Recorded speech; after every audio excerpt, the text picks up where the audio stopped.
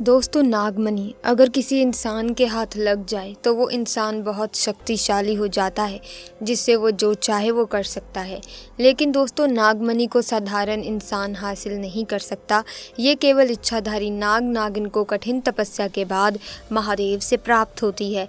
लेकिन दोस्तों, अगर कोई नागमणि चालाकी से चुरा ले तो उस व्यक्ति के साथ क्या होगा, आइए जानते हैं आज की इस वीडियो में। क्योंकि दोस्तों, तब क्या हुआ होगा जब इच्छाधारी नागिन ने दिया एक बच्चे को जन्म और व्यक्ति की एक गलती के कारण इच्छाधारी नागिन ने उसके साथ जो किया, सुनकर लोगों के होश उड़ गए।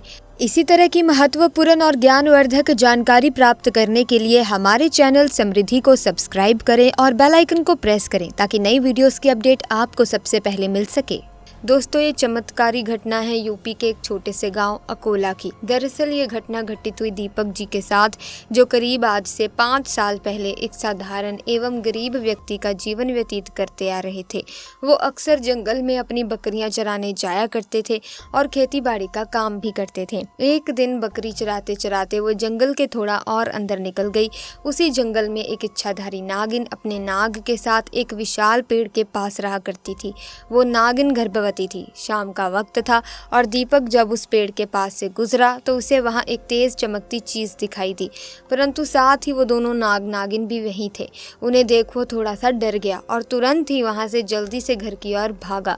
दीपक इतना घबराया हुआ था कि उस समय तो उसने पीछे मुड़कर तक नहीं देखा, परंतु उस रात उसके ध्यान में वो चीज जो चमक रही थी वो बार बार आ रही थी। वो इतना तो समझ गया था कि वो हो ना हो बहुत ही मूल्यवान चीज थी और अगर वो मुझे मिल गई तो मैं भी धनवान हो जाऊंगा। परंतु सबसे बड़ी मुसीबत थी वो दोनों नाग नागिन। अगले दिन वो वापस जंगल उसी पेड़ वाले स्थान पर गया और कुछ दूर खड़े रहकर छिपकर उस पेड़ के पास रह रहे नाग नागिन को देखने लगा। कुछ देर देखने के बाद उसने ध्यान दिया कि नागिन तो गर्भवती है। वो उस रात घर आकर सोचने लगा कि ये अच्छा मौका होगा, जब नागिन अपने बच्चे को जन्म देगी तभी वो नागमणि चोरी कर लेगा, क्योंकि उस समय नागिन कमजोर होगी, बस नाग को मारना होगा। दोस्तों, कहते हैं कि अगर किसी नाग के मुंह की तरफ गोबर मार दिया जाए तो वो अपना होश खो बैठता है। अब दीपक हर रोज गोबर लेकर उस विशाल पेड़ के पास छुपकर सही मौके का इंतजार करने लगा। एक दिन वो मौका भी आया जब नागिन अपने बच्चे को जन्म देने वाली थी। तभी चुपके से दीपक ने नाग के मुंह पर तेजी से गोबर मारा और फिर एक बड़े पत्थर से नाग को मार डाला। फिर उसने नागिन और उसके बच्चे को भी मार डाला और उस मणि को उठाकर जल्दी से घर की तरफ निकल पड़ा। परंतु उधर नागिन किसी तरह बच गई थी और बस बेहोश पड़ी थी। जब नागिन को होश आया और उसने अपने बच्चे और पति को मरा देखा तो उसके दुख दर्द का ठिकाना नहीं रहा। वो उस समय गुस्से से पागल हुए जा रही थी और उसने दीपक से बदला लेने की ठानी। परंतु मणि चली जाने के कारण वो अपनी शक्तियों का प्रयोग नहीं कर सकती थी, परंतु अभी भी वो अपना रूप तो बदल ही सकती थी। इधर दीपक को जैसे ही वो मणि मिली, उसका पूरा जीवन ही परिवर्तित हो गया। उसकी फसल इस बार काफ़ी अच्छी हुई और काफ़ी महंगे भाव में भी बिकी।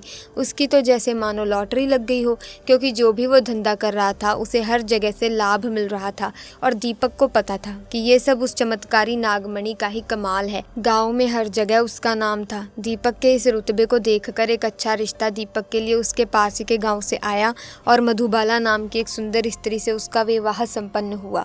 मधुबाला अपने पति दीपक को बहुत प्यार करती थी और बहुत इज्जत देती थी। दोनों एक दूसरे का कदम कदम पर साथ निभाते।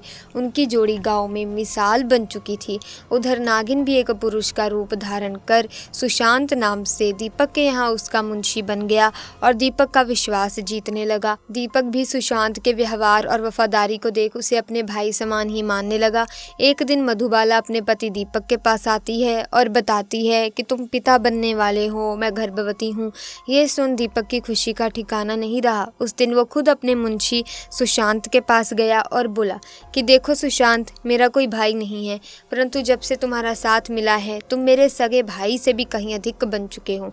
आज मैं बहुत खुश हूँ, इसलिए आज मैं अपनी पत्नी और तुम्हें एक खास जगह ले जाना चाहता हूँ, क्योंकि मेरा इस दुनिया में तुम लोगों के सिवा कोई नहीं है। और वो अपनी पत्नी और सुशांत को कार में बिठाकर गाँव के कोने में ले जाकर कार एक छोटी सी कुटिया के सामने रोकता है और बताता है कि जब वो छोटा था तब इसी कुटिया में उसकी माँ की जान उसे जन्म देते ही चली गई थी। उसके पिता तो पहले ही गुजर चुके थे। तब एक बूढ़े बाबा ने उसकी माँ को वहीं दफना दिया था और दीपक को उसी बूढ़े बाबा ने पाला था। दीपक बताता है कि जब भी उसके साथ कोई बुरी घटना होती है या वो दुखी होता है तो बस वो इसी कुटिया के पास चला आता है। यहाँ उसे एक अनोखे सुकून का एहसास होता है। दीपक आगे बताता है कि आज तुम दोनों को मैं इसीलिए यहाँ लाया हूँ क्योंकि तुम दोनों अब मेरी ज़िंदगी का एक अहम हिस्सा बन चुके हो। दोस्तों, ये सुन सभी की आंखों में पानी भर आता है। कुछ देर रुकने के बाद जब वे वापस पहाड़ी से होते हुए घर को जाते हैं तो अचानक उनकी गाड़ी पहाड़ी पर एक बड़े पत्थर से टकराती है और गाड़ी को जोर का झटका लगता है, जिसके कारण दीपक तो कार में फंसा रहता है, परंतु उसकी पत्नी मधुबाला पहाड़ से नीचे गिरे एक पेड़ पर अटक जाती है और उस पेड़ के ठीक नीचे ही बहुत गहरी खाई थी। दोस्तों, वो रात कार्तिक पूर्णिमा की ही थी। सुशांत अपनी शक्तियां पाकर पुनः नागिन रूप धारण कर लेता है। दीपक सुशांत को देखकर चौंक जाता है क्योंकि सुशांत अब नागिन में पुनः बदल गया था। वो नागिन दीपक को बताती है कि कैसे ठीक इसी तरह वो भी इसी स्थिति में फंसी थी जब दीपक ने उसका पूरा घर संसार लूट लिया था, उसके पति और बच्चे को मारकर, और आज मेरे पास बदला लेने का अच्छा मौका है। दीपक घायल गाड़ी में फंसा हुआ था। रो रो कर नागिन को बोलता है कि भले मेरी जान ले ले परंतु मेरी पत्नी गर्भवती है, उसे छोड़ दे। परंतु तभी उस नागिन को अपनी वही स्थिति याद आती है कि क्या होता है जब कोई अपना छिन जाता है। ये जिंदगी का सबसे बड़ा दुख होता है। नागिन ने दीपक का उसकी पत्नी के प्रति सच्चा प्यार देख उसे माफ कर दिया और मधुबाला को उस पेड़ से निकाल बचा लिया तथा दोनों को हॉस्पिटल छोड़ खुद वापस जंगल में उसी विशाल पेड़ के पास चली गई। जब दीपक हॉस्पिटल से स्वस्थ होकर अपनी पत्नी के साथ घर वापस लौटा तो उसे अपनी गलती का एहसास हुआ और उसने जाना कि उसने कितनी बड़ी गलती करी है। वो नागमणि को लेकर उसी विशाल पेड़ के पास गया और उस पेड़ के पास उस नागमणि को रख फूट फूट कर रोने लगा और शाम को घर वापस आ गया। दोस्तों, कभी कभी इंसान लालच में इतनी बड़ी गलती कर बैठता है कि फिर उस गलती को कभी भी ठीक किया ही नहीं जा सकता, बस अंत में पछतावा ही रह जाता है।